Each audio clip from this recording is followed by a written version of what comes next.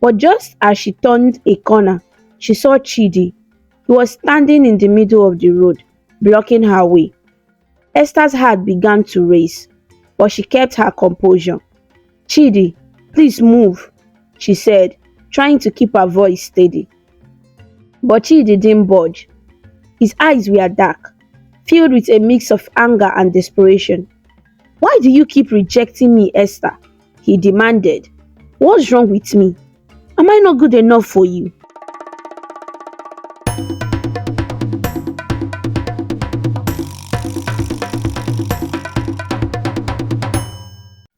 Esther was everything her parents could have hoped for in a daughter.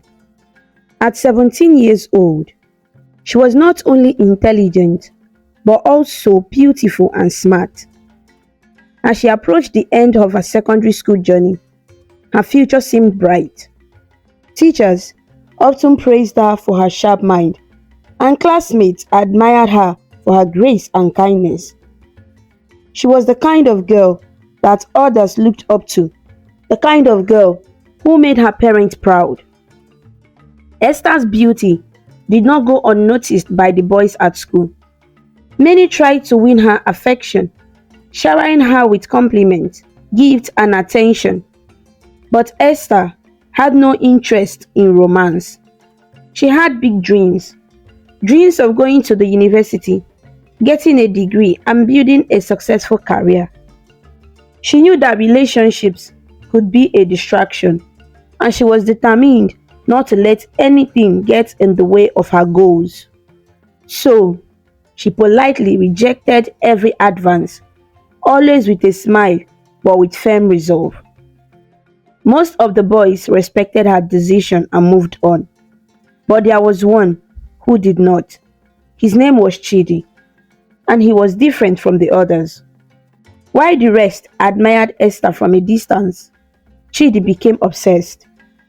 He couldn't stand the thought of her rejecting him, and the more she pushed him away, the more determined he became. Chidi was known for being persistent, and it wasn't long before his attention began to make Esther uncomfortable. He would wait for her after classes, follow her around the school, and try to talk to her whenever he had the chance. Esther did her best to avoid him, but Chidi was relentless. No matter how many times she said no, he refused to take the hint. One fateful day, as Esther was returning home from school, the air felt heavy, as if something was about to go wrong. She had stayed back late to finish a project, so the sun was already dipping below the horizon by the time she began her walk home. The path she took was usually safe, lined with houses and small shops, but that day it felt quiet. Esther walked quickly, her eyes darting around nervously. She clutched her school bag tightly, willing herself to stay calm. But just as she turned a corner, she saw Chidi. He was standing in the middle of the road, blocking her way. Esther's heart began to race, but she kept her composure. Chidi, please move, she said, trying to keep her voice steady. But Chidi didn't budge. His eyes were dark, filled with a mix of anger and desperation. Why do you keep rejecting me, Esther? He demanded. What's wrong with me? Am I not good enough for you? Esther took a step back, fear creeping into her heart. It's not about that, Chidi. I just don't want to be in a relationship right now. Please, let me go. But Chidi wasn't listening. His obsession had consumed him, clouding his judgment and turning his affection into something dark and dangerous. In a sudden horrifying moment, he lunged at Esther, grabbing her by the arm and dragging her into a nearby bush. Esther screamed and fought with all her strength, but Chidi was stronger. He overpowered her, forcing her to the ground. The world seemed to spin around her as she struggled in vain. Her cries for help swallowed by the empty street. In that dark, Esther's life changed forever. When it was over, Chidi fled, leaving Esther lying on the cold. She felt numb, her mind unable to process what had just happened. Slowly, painfully, she got up and stumbled home, her school uniform torn and dirtied. She didn't tell anyone about the attack, not her parents, not her friends. She kept it all inside, burying the pain deep within her heart. She didn't want to be seen as a victim, didn't want to relive the nightmare by speaking about it. So, she carried on as if nothing had happened, forcing herself to focus on her studies and pretending that everything was normal. But the scars of that night didn't fade. Every time Esther looked in the mirror, she saw a girl she no longer recognized. The bright spark in her eyes had dimmed, replaced by a shadow of fear and sadness. She tried to push the memories away, but they haunted her, creeping into her thoughts when she was alone. Weeks passed, and Esther did her best to keep going. She threw herself into her studies, trying to forget. But then, something changed. She began to feel unwell. In the mornings, she would feel tired, and she noticed that her clothes were becoming tighter around her waist. At first, she dismissed the symptoms, thinking it was just stress or exhaustion. But as the days went by, the symptoms became more persistent. One morning, as she struggled to keep her breakfast down, a terrible thought crossed her mind. Could she be pregnant? The possibility terrified her. She had never been in the situation before, never even imagined it would happen to her. But the signs were all there, and deep down, she knew the truth. Unable to bear the uncertainty any longer, Esther decided to go to the hospital. She couldn't talk to anyone about it, couldn't ask for advice, so she went alone, her heart pounding in her chest as she waited for the doctor to see her.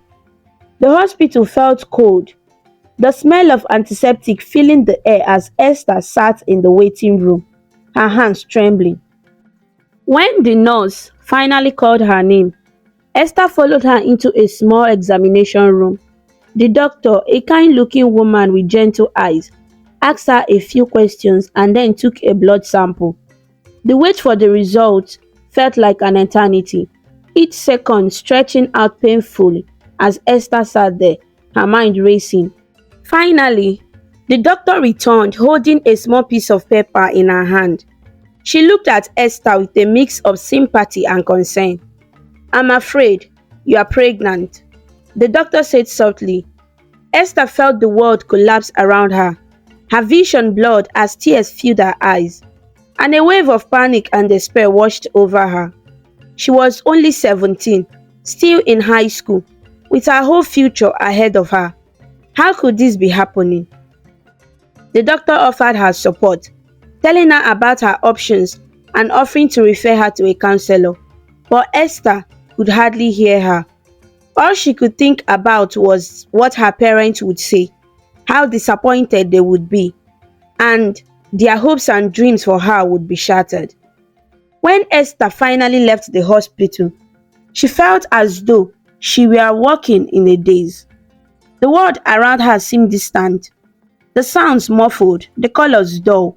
She couldn't go home, not yet. She wandered the streets aimlessly, her mind spinning with fear and confusion.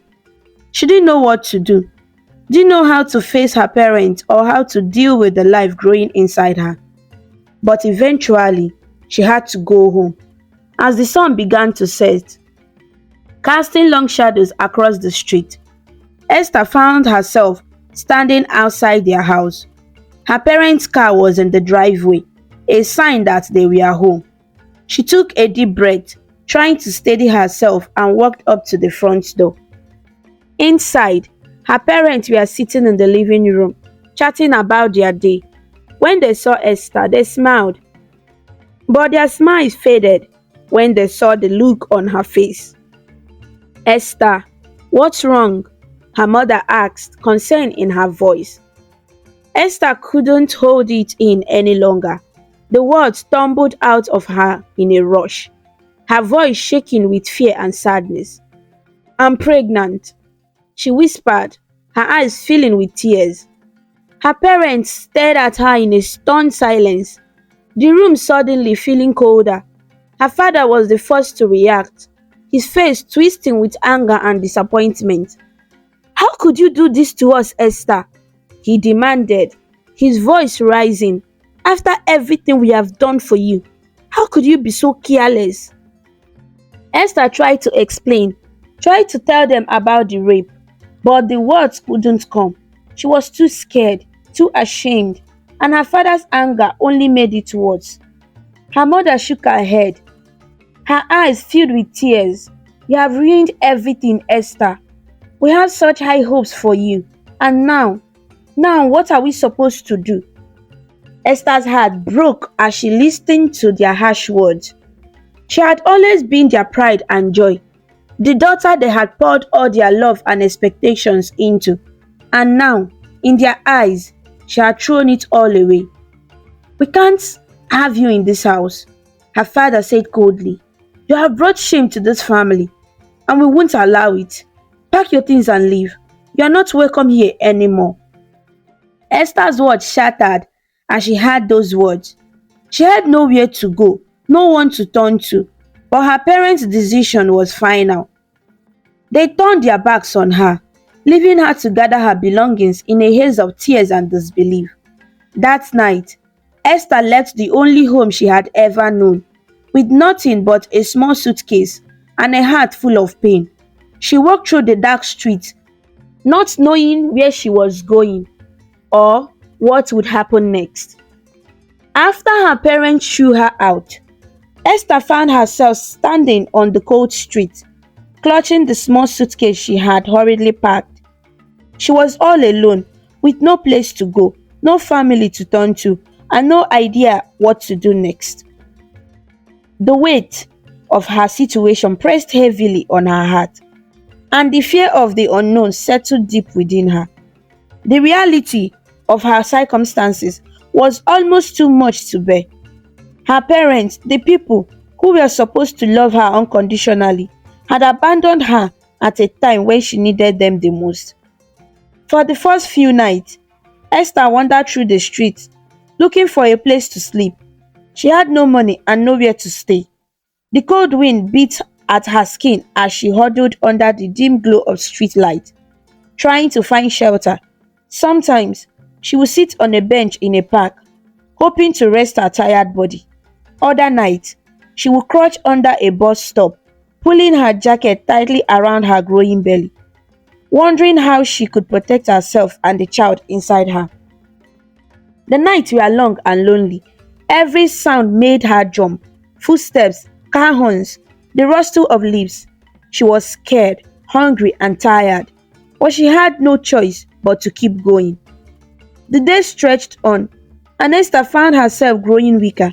Her feet ached from walking, and her body was exhausted from the stress and lack of food.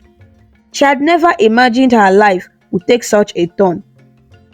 Only weeks ago, she was a student with dreams of a bright future. Now, she was homeless, struggling to survive. But Esther was determined. She couldn't let herself fall into despair. She had to be strong, not just for herself, but for her unborn child. She started looking for ways to earn money.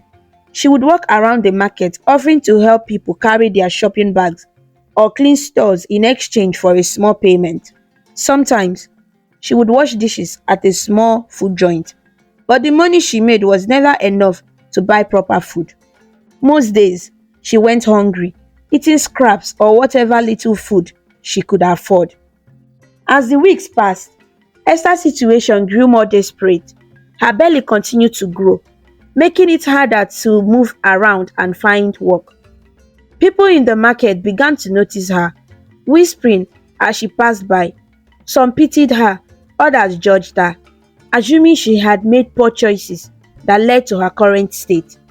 Esther tried to ignore the stares and murmurs, but each day felt like a battle, and she often wondered how long she could continue like this. Meanwhile, in another part of the city, there was a couple living a completely different life from Esther's, Mr. and Mrs. Okafos. They were a wealthy and well-respected couple. They lived in a beautiful house, drove expensive cars, and had everything money could buy. But there was one thing they lacked, something that no amount of wealth could provide. They had been married for nearly 10 years, but they had no children. This weighed heavily on both of them, especially Mrs. Okafo. She longed to hold a baby in her arms, to hear the sound of a child's laughter filling their home. Every day, she would look out of the window and see the neighborhood children playing in the street, running around and laughing with joy. Each time she saw them, a pang of sadness would grip her heart. The Okafos had tried everything to have a child. They had visited numerous doctors and specialists, hoping for a solution. They had undergone countless tests, procedures, and treatments, but nothing seemed to work. The doctors couldn't explain why Mrs. Okafo couldn't conceive. Some suggested it was due to age or stress, while others simply said it was unexplained infertility.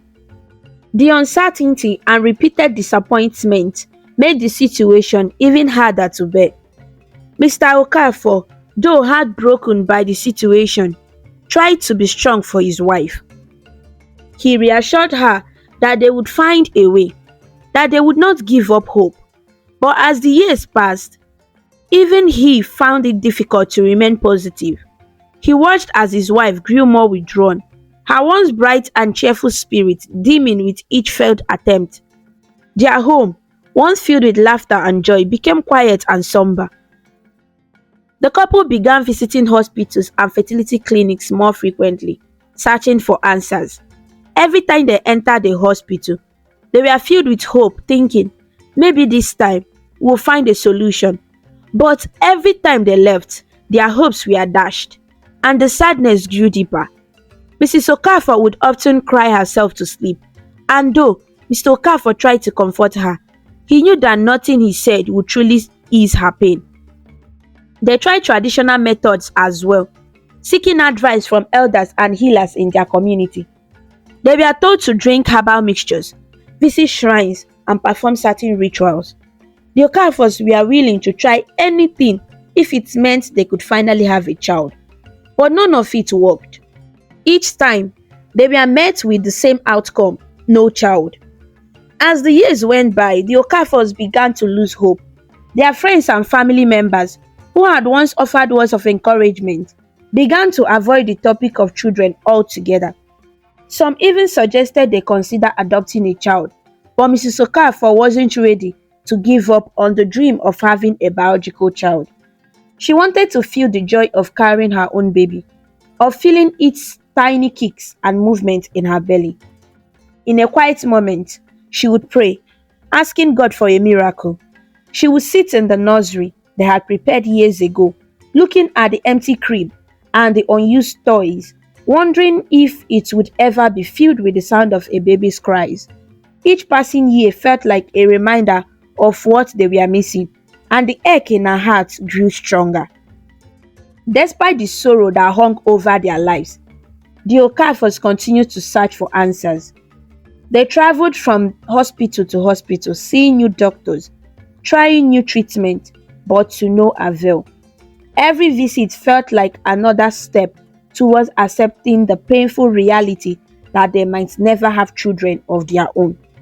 One evening, after returning from yet another hospital visit, Mrs. Okafo sat in their living room, her eyes red from crying. She looked at her husband, her voice barely above a whisper. What if this is it? What if we are not meant to have a child? Mr. Okafo knelt beside her, taking her hand in his. We won't give up, my love, he said gently. There's still hope. We'll keep trying. But even as he spoke the words, a deep sadness tugged at his heart. He knew that time was running out for them, and he feared that his wife's greatest dream might never come true. Still, he held on to hope, even when it seemed impossible. One sunny afternoon, Mr. and Mrs. Okafo were driving to visit a friend. As they passed through the busy street, they noticed a young girl sitting by the roadside. She looked tired and worn out, her tummy swollen with pregnancy. Mr. Okafo slowed down the car, glancing at his wife with concern. Why is such a beautiful young girl out here and alone and pregnant? Mrs. Okafo asked, her heart heavy with worry. Mr. Okafo nodded in agreement. Let's talk to her. They parked the car and walked over to Esther, who looked up at them with tired eyes. Mrs. Okafo knelt beside her. Hello there. What are you doing here all by yourself? She asked softly. Esther hesitated at first, unsure if she could trust them. But something about their kindness made her feel safe. She took a deep breath and told them her story. How she was once a bright student with dreams. How she had been hurt by a boy. How her life had changed and how her parents had thrown her out of the house when they discovered she was pregnant. Mr. and Mrs. Okafo listened carefully, their hearts breaking for the young girl. Mr. Okafo gently took Esther's hand. You have been through so much, she said. You shouldn't be out here like this. Mr. Okafo reached into his pocket and handed Esther some money. Use this to take care of yourself, he said kindly. You shouldn't be struggling on the street. But even as they gave her the money, it didn't feel like enough. Mrs. Okafo couldn't bear to leave Esther on the street, especially in her condition. She turned to her husband and whispered, We need to do more. Mr. Okafo nodded. Let's take her to the hospital to make sure she and the baby are okay. They helped Esther into their car and drove her to the nearest hospital. At the hospital, the doctor checked on Esther and her baby, assuring Mr. and Mrs. Okafo that both were healthy, but Esther needed proper care and nutrition. Feeling relieved but still concerned, the Okafos decided that they couldn't let Esther return to the street. You can't stay out there, Mrs. Okafo said firmly. It's too dangerous. Come with us, Mr. Okafo added. We'll make sure you are safe. Esther was overwhelmed by their kindness. She agreed and they took her to their home, where Mrs. Okafo prepared a warm meal for her. It was the first time in days that Esther felt safe, fed and cared for. As she sat at their dining table, she felt tears in her eyes, not out of sadness but because of the kindness she had received from these strangers. By the end of the day, Esther was resting comfortably in a bed, knowing she was in good hands. For the first time since she had been thrown out of her parents' house, she felt hope for the future. Mr. and Mrs. Okafo welcomed Esther into their home with open arms. They made sure she had everything she needed: good food, a warm bed, and a place to feel safe. As the days went by, they took care of her as though she was their own daughter. Esther felt a sense of peace for the first time since her life had been turned upside down. Mrs. Okafo often sat with Esther, talking to her about how she was feeling and making sure she knew she wasn't alone. Mr. Okafo too showed concern, making sure she got her checkups and had everything she needed for the baby. But even as they took care of her, something weighed heavily on Mr. and Mrs. Okafor's heart. They had been married for many years but were never blessed with children. It was a sadness they carried silently, but meeting Esther has sparked an idea in their minds, one that they knew would be difficult to discuss. One evening, after Esther had settled into her room, Mr. and Mrs. Okafo sat together in their living room, whispering about the idea that had been growing in their hearts. Do you think it's possible? Mr. Okafo asked softly. Mr. Okafo sighed. We have to talk to her, but we need to wait until she feels comfortable with us. They both knew that what they were about to ask would not be easy, so they waited. Days passed, and Esther grew more relaxed in their home. She smiled more often and she began to trust the Okafos, knowing they genuinely cared for her. Finally, one evening, after dinner, they decided it was time. Mrs. Okafo gently broached the subject. Esther, we want to talk to you about something very important. Esther looked up, curious but slightly worried. What is it? Mr. Okafo cleared his throat and spoke carefully. We have been married for many years, but we have never been able to have children of our own, he began. It's something we have always hoped for, but it never happened. Mrs. Okafo nodded, her eyes soft with emotion. When we met, We felt a deep connection, like it was meant to be. She added, "You are young and you have your whole life ahead of you. We know it's hard raising a child on your own, especially in your situation." Esther listened quietly, her heart starting to beat faster as she sensed what they were about to ask. Mr. Okafos continued, "We were wondering if, after you give birth, you would consider letting us take care of the baby. We would raise the child as our own, and we would give you enough money to help you start over, to take care of yourself and live a better life." Esther felt her heart drop. She hadn't expected this. The idea of giving away her baby, her own flesh and blood, was hard to swallow. She had dreamed of being a mother, but she also knew how difficult her life had become. She had no home, no support, and no money to provide for a child. For a moment, Esther didn't say anything. Her mind was spinning with thoughts. How could she give her baby away?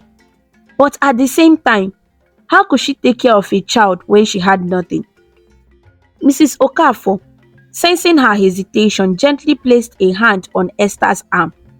"We know this is a hard decision, Esther. We don't want to pressure you, but we truly believe we can give the baby a good life." Esther bit her lip, feeling torn inside. She sat in silence for a long time, thinking about her future and the future of her unborn child. Finally, she looked at the Okafos, her eyes filled with uncertainty but also resolve. "I don't know if I can do this," she said quietly. Mr. and Mrs. Okafos didn't push her any further, but felt a glimmer of hope and hoped she would agree to their proposal. After their conversation, Mr. and Mrs. Okafos didn't bring up the topic of the baby again.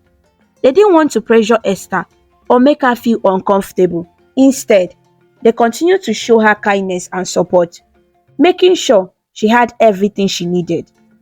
They bought her clothes, prepared delicious meals, and gave her small gifts to make her feel cared for. They wanted her to feel at home, even though they knew she must be struggling with the decision she was about to make. Esther noticed their effort. She saw how loving and thoughtful they were, and it made her think deeply. The thought of giving up her baby still weighed heavily on her heart, but as time went on, she began to see things differently. Mr. and Mrs. Okafos were kind people, and their house was full of warmth and love. Esther knew they could provide a life for her baby that she couldn't. They had the means to give the child everything she would need: education, security, and most importantly, love. Esther sat in her room one night, thinking about the future. She rubbed her growing belly and thought about her child. She wanted to give her baby a chance at a better life, a life she knew she couldn't be able to provide on her own. After days of thinking, Esther finally made her decision. She knew it wouldn't be easy, but she had to be strong. She decided to give her baby to Mr. and Mrs. Okafos after giving birth, in exchange for the money they had promised her. The money would help her rebuild her life, and her baby would be safe and loved.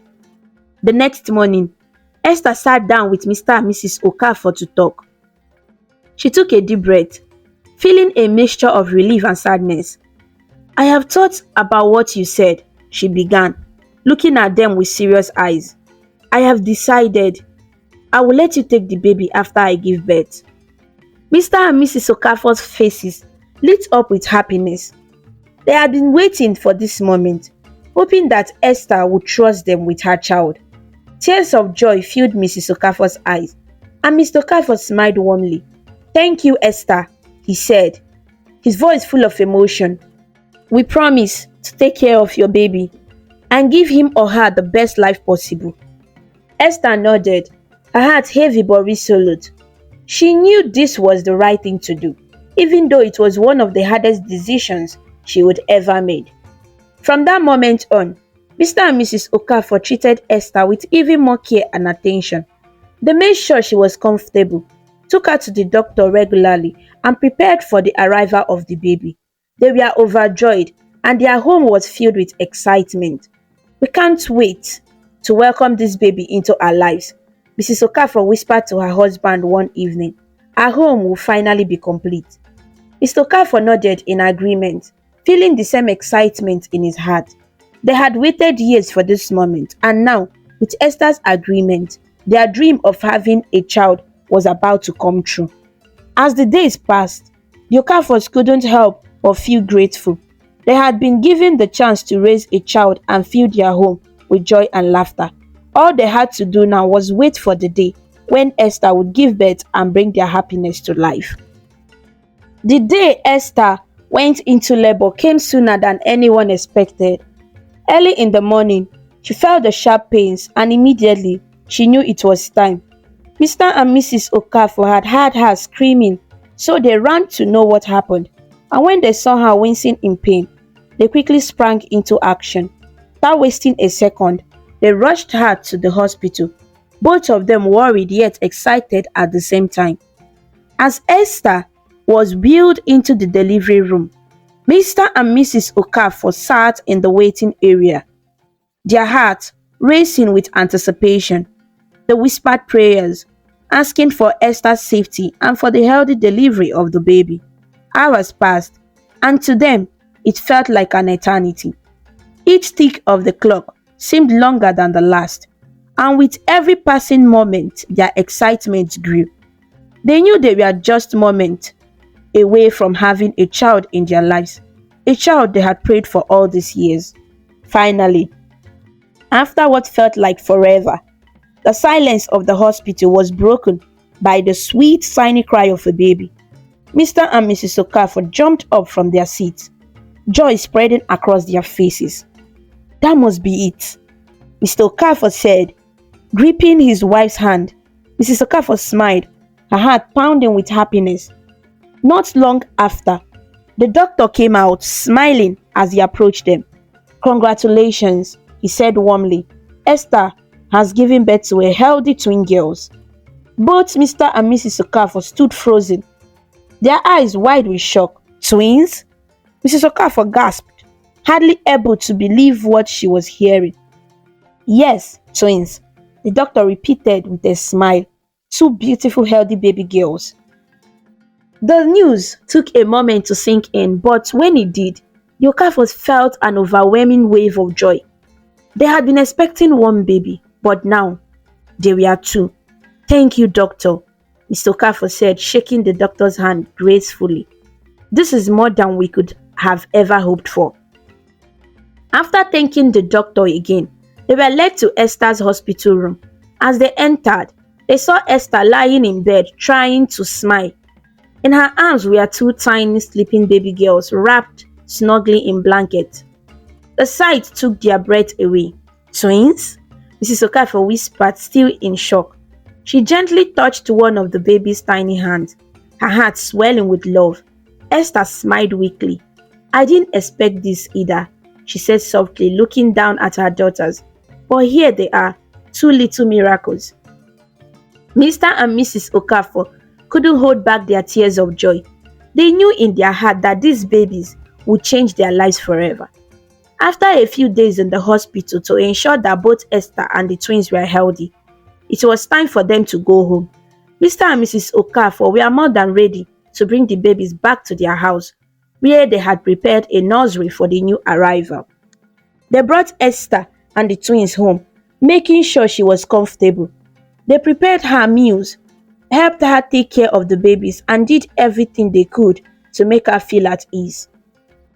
Esther, though still recovering, felt a sense of relief knowing that Mr. and Mrs. Okafo were there to support her every step of the way. Mr. Okafo watched as Mrs. Okafo gently rocked one of the babies to sleep. Our house is going to be full of laughter now, he said with a smile. Mrs. Okafo nodded, her eyes shining with happiness.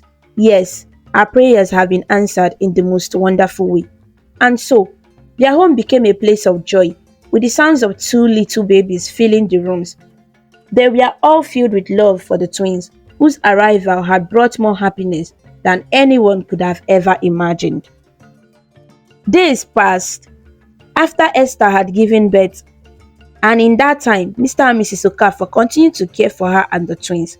They made sure Esther had everything she needed, from food to baby clothes, and they even hired a nurse to help take care of the newborns. Esther was still recovering from the childbirth, but she was thankful for the love and support the Okafos provided.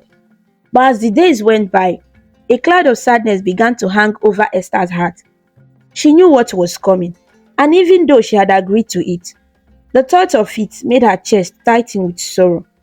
The Okafors had been kind to her, but they had also reminded her gently that soon they would be taking one of the babies with them. That day was approaching fast, and it would be the hardest day of her life. Mr. and Mrs. Okafor were planning to relocate abroad with one of the twin girls. They made necessary arrangements and discussed with Esther about their plans. Esther felt sad about them living with one of her baby, but she had no choice than to let it. The evening before their departure, Mr. and Mrs. Okafor sat down with Esther to discuss the next steps. "We have arranged everything for you, Esther," Mrs. Okafor said kindly, holding Esther's hand. "We bought an apartment for you, a place where you and your child can live comfortably. And we have also left you with more than enough money to take care of yourself and the baby." Esther nodded, trying to smile but feeling the ache in her heart. "Thank you," she whispered, but her voice cracked. She knew she was grateful, but the thought of losing one of her babies made it difficult to speak. Mr. Okafor handed Esther a small envelope. "This is the address of your new apartment. We want you to be comfortable and live well. You will never have to worry about money again." Esther took the envelope with trembling hands, nodding in silence. She appreciated all they had done for her, but nothing could ease the pain of knowing she would soon have to part with one of her daughters. The next morning, the sun rose bright and warm, but Esther's heart felt heavy. She sat on the edge of the bed, cradling both of her baby girls in her arms. They were so tiny, so innocent. How could she possibly say goodbye to one of them? Mr. and Mrs. Okafor arrived early, their suitcase already packed for their trip abroad. They had made all the arrangements to take one of the girls with them, but they could see how hard it was for Esther. "We'll take good care of her," Mrs. Okafor promised, her eyes full of sympathy. "We'll love her as our own. We swear it." Esther nodded, trying to hold back her tears. "I know," she whispered, but her voice shook. She kissed both of her babies on their foreheads, knowing this would be the last time she would hold them together. Slowly, she handed one of the girls to Mrs. Okafor, her heart breaking with every moment. Mrs. Okafor held the baby gently, her face soft with love. "We will send updates, pictures, anything you need to know how she's doing." Esther could only nod again, tears streaming down her face. She watched as Mr. and Mrs. Okafor prepared to leave, her heart filled with a sadness she couldn't put into words. As they walked out of the door with one of her daughters, Esther stood frozen, unable to move, unable to speak.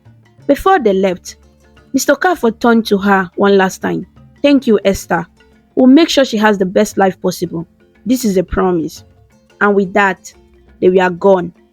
The door closed softly behind them, but the silence that followed felt louder than anything Esther had ever experienced.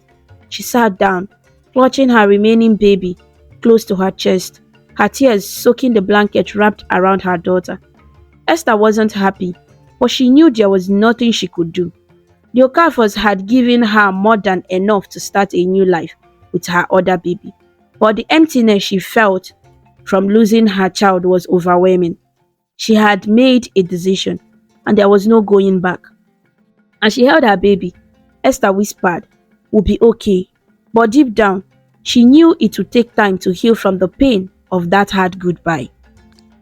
Esther named her daughter Emmanuella, a name that meant God is with us. She loved Emmanuella with all her heart and promised herself that she would give her daughter the best life she could.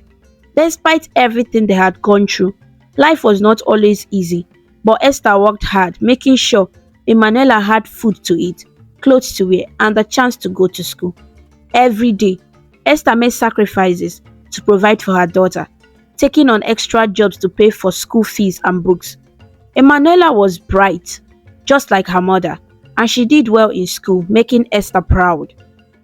As the years passed, Emmanuella grew into a smart and beautiful young girl. Esther sent her to a good school, and though they didn't have much money, Emmanuella never complained. She was happy and loved by her mother. Esther made sure that even though they lived an average life, Emmanuella never felt like she was missing out on anything. On the other hand, Mr. and Mrs. Okafos had taken their baby girl abroad as promised. They named her Alexa, and true to their word, they raised her with love and care. Alexa grew up in a world of luxury, where she had everything she could ever want. She went to the best schools, wore the finest clothes, and traveled to different countries with her parents.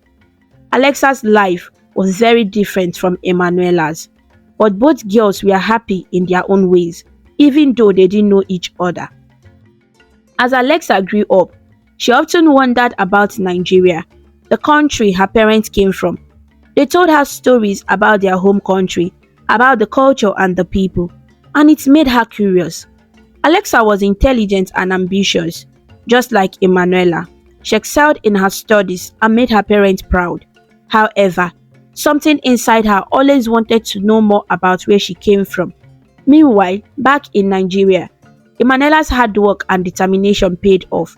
When she finished secondary school, she was awarded a scholarship to study at one of the most prestigious universities in Nigeria.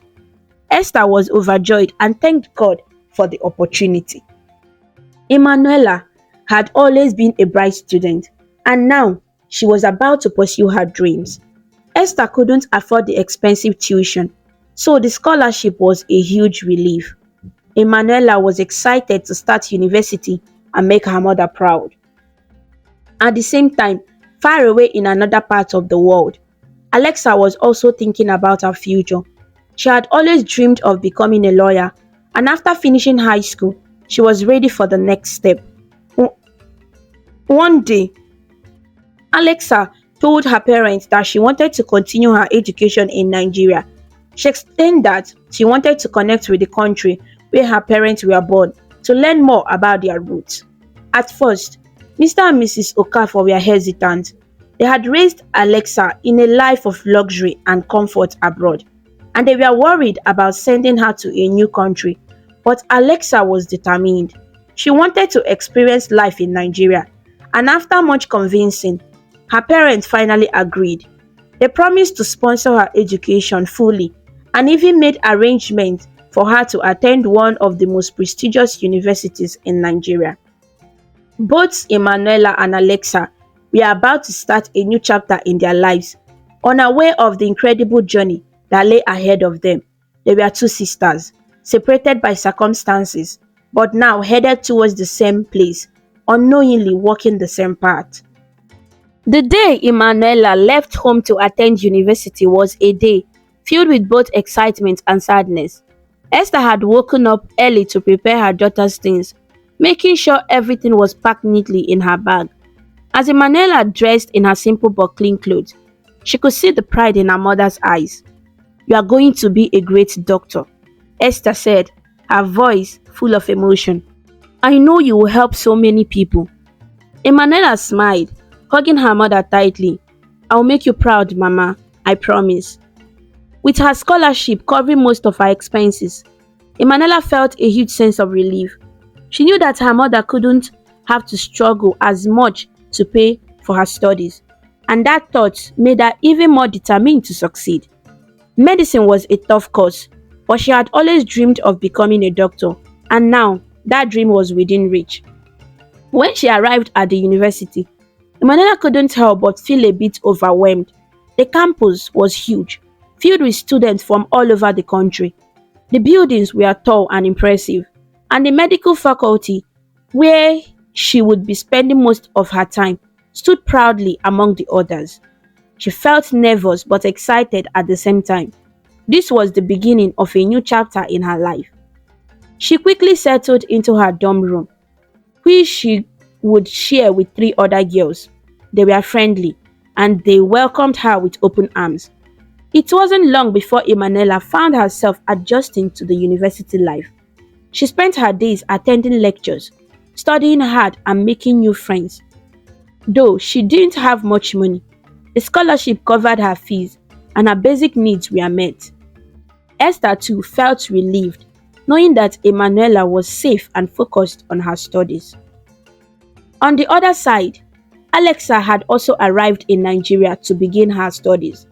The journey from abroad had been long, but she was excited about this new experience. She had chosen to study law, fascinated by the idea of justice and helping people understand their rights. Her parents had spared no expense in making sure she was comfortable. Alexa was staying in a luxurious off-campus apartment, fully furnished with everything she could need. Though her new environment was different from the life she knew abroad, Alexa found it interesting. The heat, the sounds, the energy of Nigeria, it was all new, but she embraced it. She was determined to learn more about the country of her heritage. Mr. and Mrs. Okafos called Alexa often to check on her. One evening, as she sat in her apartment after a long day of classes, her phone rang. "Hello, Mom," Alexa said as she picked up the call. "How is everything going, my dear?" Mrs. Okafos' voice was full of concern. "Have you settled in? Are you comfortable?" "I'm fine, Mom. Everything is good," Alexa replied. "I'm getting used to this place. It's different, but I like it." "Good, good," her father chimed in from the background. "We just want to make sure you have everything you need." "I do, Dad, don't worry," Alexa reassured them. "I'm fine." After chatting for a few minutes, Alexa ended the call and sat back, thinking about her new life. She liked her law courses and had already made some new friends. University life was busy, but she enjoyed the challenge. Days turned into weeks, and both Emmanuella and Alexa became immersed in their studies. While Emmanuella spent long hours in the library studying medical textbooks, Alexa was often engaged in debates and discussions with her classmates about law and justice. Though their paths were different, both girls were dedicated to their futures. One afternoon, Emmanuella was walking across the university campus when she noticed a group of girls chatting and laughing near a large tree. She didn't pay much attention at first, but something about one of the girls caught her eye. She slowed down, staring curiously at the girl who was standing in the middle of the group. The girl was tall, with long black hair that cascaded down her shoulders. She had a bright smile and was laughing at something one of her friends had said. But it wasn't her laughter that caught Emmanuella's attention, it was her face. There was something familiar about the girl, something that made Emmanuella stop in her tracks. She looked just like her. Emmanuella blinked, her heart racing. She stood there, frozen, as she watched the girl. It was as if she were looking into a mirror. The resemblance was uncanny. The same eyes, the same nose, even the same way of smiling. How was it possible? For a moment, Emmanuella wondered if she was imagining things. Maybe she was just tired from all her studying. While she continued to watch the girl, she knew it wasn't her imagination. This girl, whoever she was, looked so much like her that it was almost frightening. Who was she? How could someone look so much like her when she didn't know her? Emmanuella had never seen this girl before, but now, seeing her standing there, she felt a strange connection, as if they were linked in some way. Confused and curious, Emmanuella stood there for a few more moments, trying to make sense of it all. But before she could gather the courage to approach the girl, the group of girls started walking away and the girl disappeared from sight. Emmanuella's heart was still racing as she continued on her way, but her mind was filled with questions. She couldn't stop thinking about the girl, who looked so much like her. It was a mystery she couldn't ignore, and somehow, deep down, she knew that she needed to find out who that girl was. Little did Emmanuella know that girl was Alexa, the sister she had never met, The twins separated from her at birth, and though their lives had been worlds apart, fate had brought them back together in the most unexpected way. The truth of their connection was still hidden, but the first prize of the puzzle had been revealed. Their paths had crossed, and nothing would ever be the same again. Weeks later, the long anticipated meeting between Emmanuella and Alexa finally happened. It was a bright afternoon at the university when the two girls crossed paths again, this time in a quiet garden on campus. As they approached each other, both of them couldn't help but stare. The resemblance was undeniable. "Hi, I'm Emmanuella," she introduced herself with a smile. She still couldn't believe how much Alexa looked like her. "I'm Alexa," the other girl replied, her eyes wide with surprise. "This is so strange. I have never met anyone who looks exactly like me before." They sat down and began talking, both trying to understand how such a resemblance was possible. They shared details about their lives, where they were from, their families, and their upbringing. The more they talked, the more confused they became. How could two people from such different worlds look so alike? It didn't make sense. After their conversations, the girls felt the need for answers. That evening, Emmanuella went to her mother Esther, sitting at the small kitchen table. She looked at her mom with curious eyes. "Mom, I met someone today who looks exactly like me. Her name is Alexa. She could be my twin. How is that even possible?" Esther's face grew pale, and her hands trembled as she pretended to stir the pot on the stove. She didn't meet Emmanuella's eyes as she replied softly, "Emmanuella, focus on your studies. This isn't something you should worry about. Alexa can be anyone. People sometimes look alike." "But Mama, don't you think it's strange? I need to know why she looks like me." Esther's voice shook a little as she said, "Please, Emmanuella, focus on your future. That's what matters." Her mother's words left Emmanuella feeling unsettled. She knew something wasn't right, but she couldn't press her mother any further. At the same time, Alexa was also searching for answers. That night, she called her parents in the state, her voice filled with curiosity. "Mom, Dad, I met a girl today, and she looks just like me. We could be twins. How is that possible?" On the other end of the line, there was an awkward silence. Her mother finally spoke, her voice tense. "That's strange, Alexa, but it's probably just a coincidence. Don't think too much about it." Alexa was puzzled. Her parents didn't seem surprised or interested in her discovery. They quickly changed the subject and the call ended, leaving Alexa with even more questions. The next day, after class, Emmanuella couldn't shake the feeling that something was being hidden from her. Determined to get to the bottom of it, she decided to take Alexa to meet her mother Esther. They walked together to Emmanuella's home, both feeling nervous and unsure of what to expect. When they arrived, Emmanuella led Alexa into the small living room. "Mom, this is Alexa," she said, her voice quiet.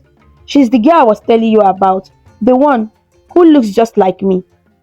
Esther turned around and froze. Her eyes widened and her hand flew to her mouth. Tears filled her eyes as she stared at the two girls standing side by side. It was as if she were looking at two versions of her own daughter. She couldn't hold back the flood of emotions any longer.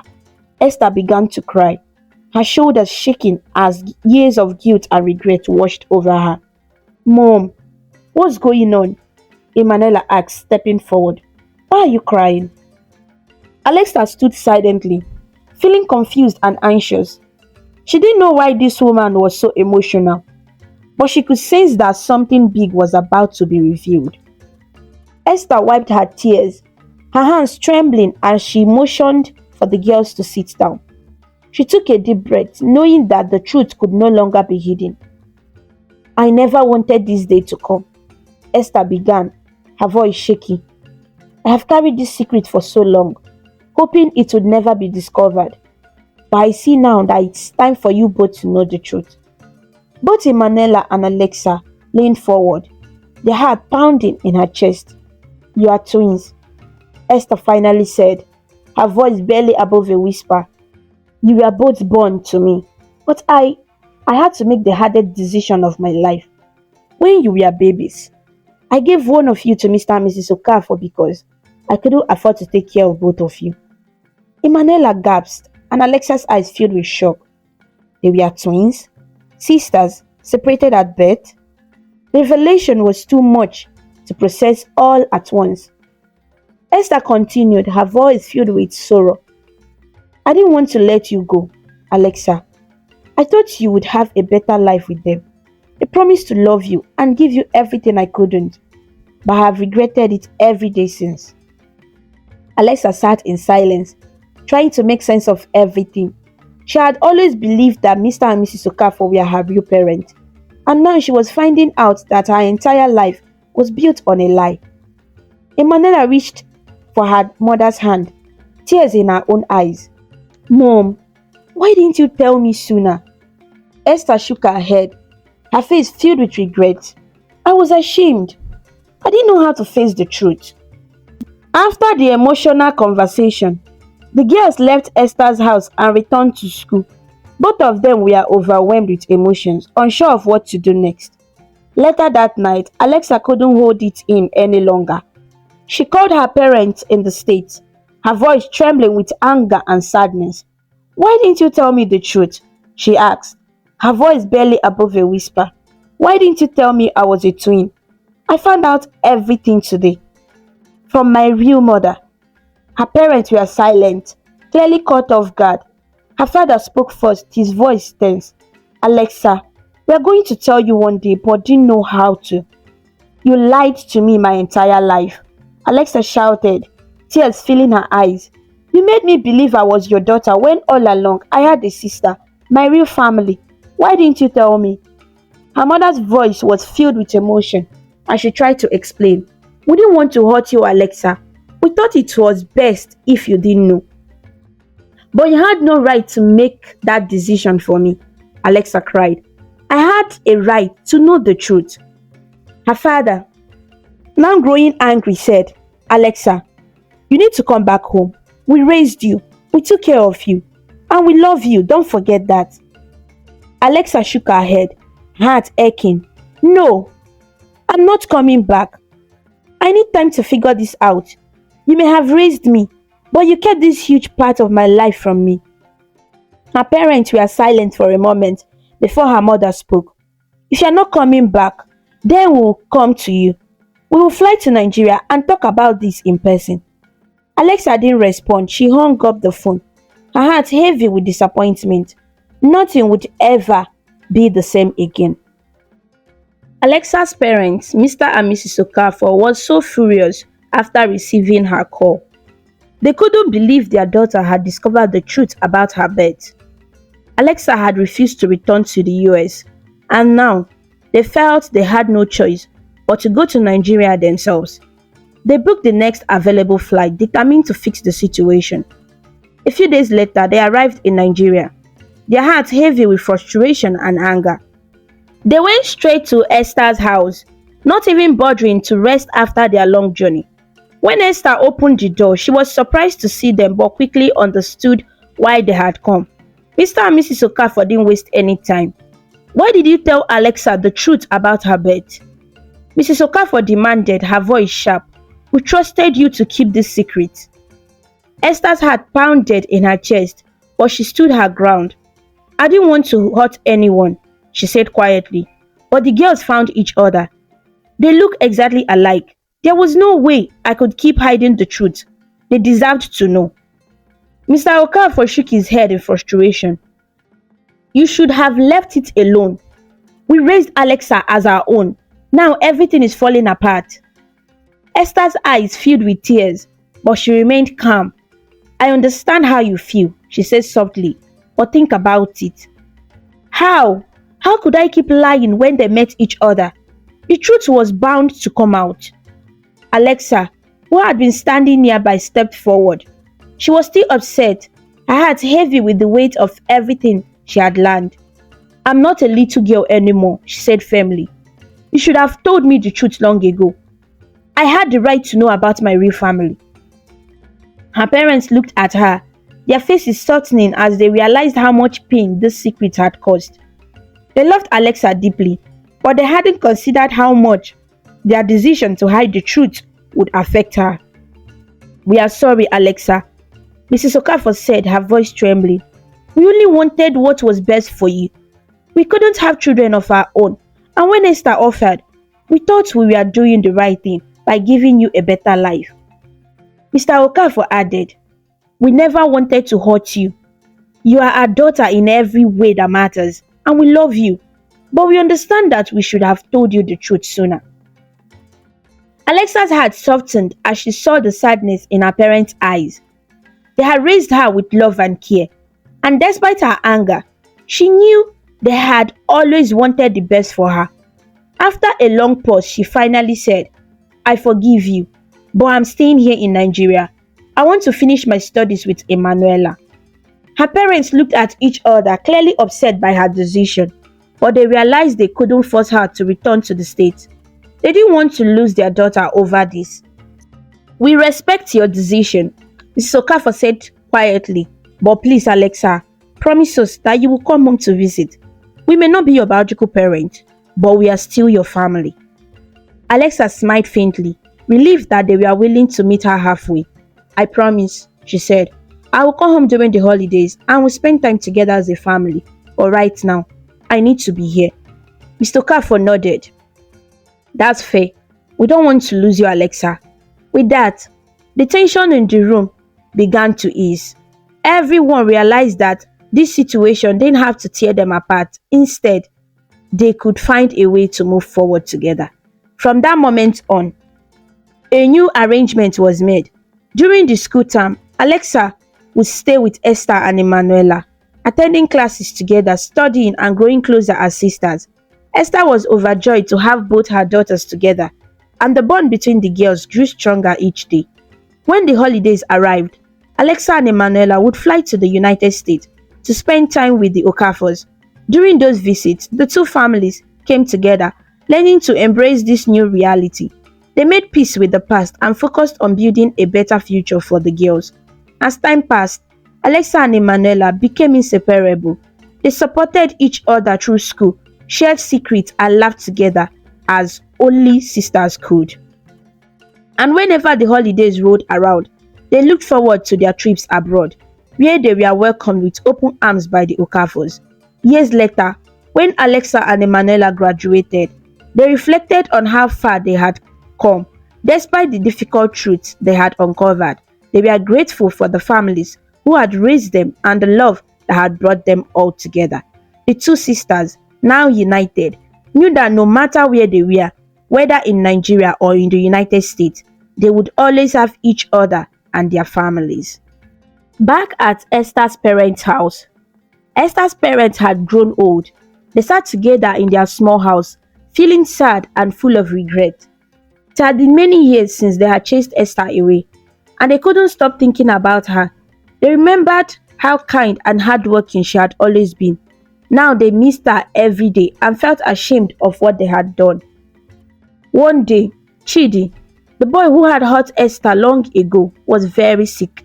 He had been sick for so many years, and the doctors said there was nothing more they could do for him.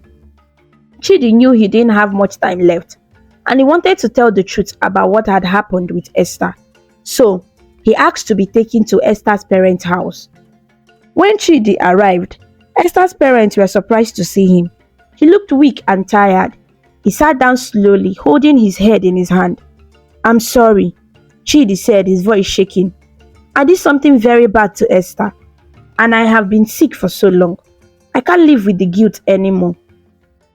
Esther's parents were shocked by Chidi's confession. They realized how much pain Esther must have gone through, and they felt even worse for turning her away. Tears filled their eyes as they remembered the day they told her to leave. "We must find Esther and beg for her forgiveness," Esther's mother said, wiping her tears. They didn't know where to start, but then they remembered one of Esther's old friends. This friend had seen Esther and her twin daughters few years back, and knew where she was living. With her help, they finally found Esther's address. Esther was living a happy life now, with her twin daughters by her side. One afternoon, as she was sitting with her daughters, there was a knock on the door. When she opened it, she saw her mother, father, and Chidi standing outside. "Esther, we are so sorry," her mother said with tears in her eyes. "We were wrong to send you away. Please forgive us." Chidi too stepped forward, his voice weak. "I'm sorry for what I did to you, Esther. I have been sick for many years, and I just want you to know how sorry I am." Esther looked at them for a long moment, her heart heavy with the memories of everything she had gone through, but she had also learned to be strong. "I forgive you," she said softly, "but I will never forget what happened." Her parents cried and thanked her, and Chidi nodded, feeling relieved. A few months later, Chidi passed away from his illness, but he had made peace before he left. Esther's parents were thankful to have their daughter back in their lives, and though the past couldn't be changed, they were able to rebuild their relationship with her. Alexa and Emmanuella were glad to see their grandparent, and so Esther's family was whole again, and they lived with peace in their hearts, never taking love and forgiveness for granted. This story teaches us that honesty is important, even when it's hard. Alexa and Emmanuella were twins who didn't know about each other because of a secret their parents kept. When they met, they were surprised and confused. Even though it was tough, it was better for everyone to know the truth. The story shows that family can come together and solve problems, even when they start with secret. It's important to be honest and to support each other, just like Alexa and Emmanuella did when they found out about their real family. Thank you so much for watching this amazing story about Esther on African Stories. If you liked it and felt inspired with her journey, please show your support by clicking the like button, sharing with your friends, and leaving a comment below. To see more interesting stories and learn about different cultures, subscribe to African Stories, and don't forget to ring the notification bell so you never miss a new story. Your support means a lot and helps us bring more stories to you. Until we meet again, stay connected, stay inspired, and keep smiling.